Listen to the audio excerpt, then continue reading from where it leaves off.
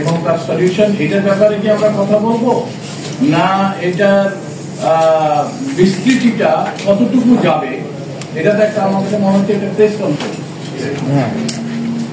তো আমি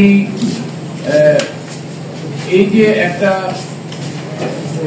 পার্বত্য চট্টগ্রামের যে ক্রাইসিস, সেই ক্রাইসিসটা অ্যাকচুয়ালি আপনাদের একটু বোঝাতে চাচ্ছিলাম, সেই জন্য আমি চেয়েছিলাম একটা বড় বাংলাদেশের ম্যাপ পিছনে লাগানো এবং সেখানে ভারত, মায়ানমার, এদিকে সাইডে কি হচ্ছে এবং এখানে ইন্টারন্যাশনাল স্ট্র্যাটেজিক সিচুয়েশনটা কি।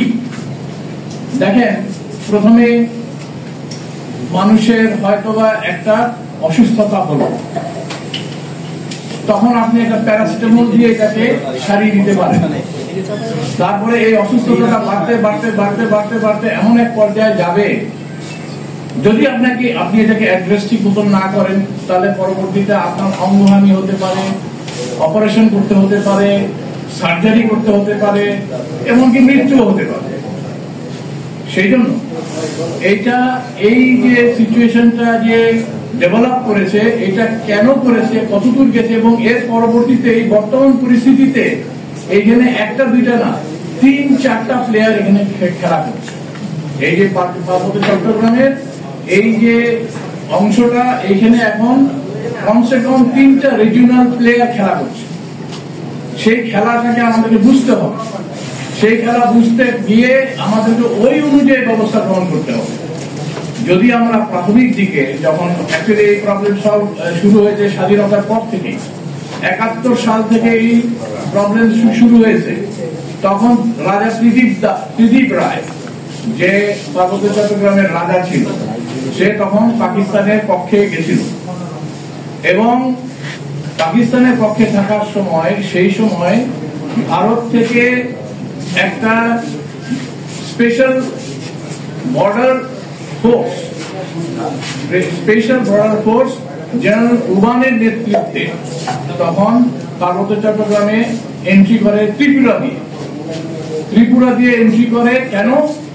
তখন পার্বত্য চট্টগ্রামে মিজোরাম, নাগাল্যান্ড, এদের কিছু বিদ্রোহী গোষ্ঠী ছিল, তাদেরকে ট্রেনিং দেওয়া হতো। ওখানে তাদের ট্রেনিং গ্রাউন্ড ছিল পাকিস্তানের তরফ থেকে। কেন? যাতে ভারতের যে 6-7 সিস্টার যেটা আছে, এটাকে অশান্ত করা যায়।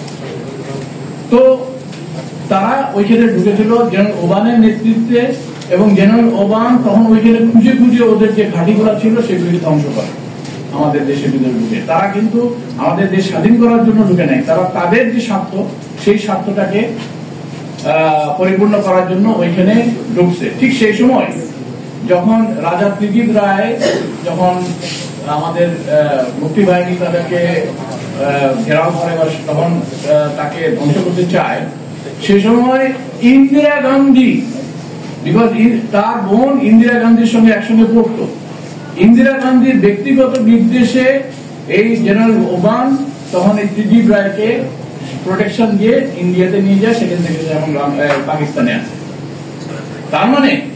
তার মানে হলো যে হিল ট্র্যাক্সটাকে আমাদেরকে, আমাদের স্বাধীনতার যুদ্ধে হিল ট্র্যাক্সকে আমাদেরকে স্বাধীন করার জন্য ভারত কোনো কাজ করেনি। তাদের যে এজেন্ডা ছিল, সেই এজেন্ডাটাই তারা বাস্তবায়ন করেছে এবং সেখানে প্রায় 136 জন পাহাড়িকে তারা খুন করেছে। এবং এই যে ইতিহাসটা, এরপরে থেকে শেখ মুজিবুর রহমান বলল তাদেরকে যে তোরা বাঙালি হয়ে যায়। আরে বাবা, পাকিস্তানিরাও তো আমাদেরকে বলেছিল যে তোমরা উর্দু ভাষা শিখো, আমরা কি শিখছি? তাদেরকে তাদের নিজস্ব জাতিসত্তাটাকে ধরে রাখতে বলতে হবে। আমরা তাদেরকে কিভাবে আমাদের সঙ্গে কি করবো, একত্রীভূত করব, সংহতি করব, সেটা হলো একটা কৌশল। কিন্তু কাউকে কি বলা যাবে যে তোরা বাঙালি হয়ে যা? হবে না। এই জন্য আমাদের প্রথম থেকেই যে প্রবলেম শুরু হয়েছে, 71 সাল থেকে প্রবলেম শুরু হয়েছে। এই প্রবলেম ওই সময় যদি আমরা প্যারাসিটামল দিয়ে এটাকে যদি আমরা সারাতে পারতাম, হয়ে যেত, কিন্তু পারি না। এরপরে আরো অনেক পানি গড়িয়ে গেছে গঙ্গা, যমুনা, পদ্মা দিয়ে, এবং এখন এইটার এমন একটা সিচুয়েশনে এসছে যেখানে আমরা একটা অনেকগুলা শক্তি, বিদেশি শক্তি এখন এখানে অ্যাক্টিভ, বিশেষ করে ভারত। আমি কেন বলতে চাচ্ছি,